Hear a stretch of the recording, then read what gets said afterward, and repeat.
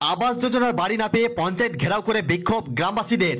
মঙ্গলবার দুপুরে রামপুরহাট থানার খরণ গ্রাম পঞ্চায়েত এলাকায় বসবাসকারী গ্রামবাসীরা 11 দফা দাবি নিয়ে খরণ গ্রাম পঞ্চায়েতে উপস্থিত হন।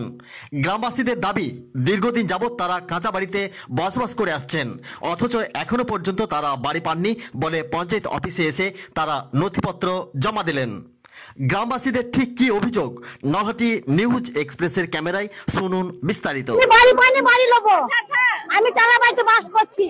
আর কেন আমি যখনই দেখছি জিজ্ঞেস করছি যে বাড়ির নাম আছে না, তো না বাড়ির নাম নাই কেন, যারা ডবল বাড়ি পেয়েছে তারা কেন পাবে, কিসের লেগে পাবে? আজকে বাড়ির জন্য এসছি, পঞ্চায়েত এসছি, ফর্ম জমা দিতে এসছি, না দিইনি। নাম নাই তো কি ফর্মটা জমা দেবো? কার হাতে ফর্মটা জমা দেবো? আমি নিজে নিজে জমা দেবো?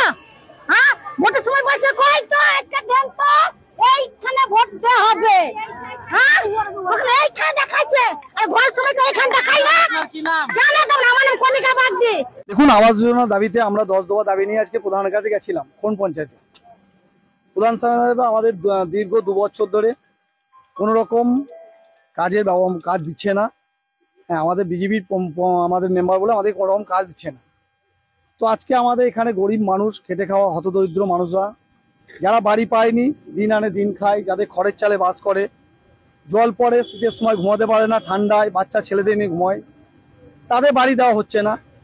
আইনগতভাবে তারা যদি দেখেন, আপনারা যদি দেখেন গিয়ে সেখানে গ্রামে গিয়ে দেখেন, তারা বাড়ি পাচ্ছেন।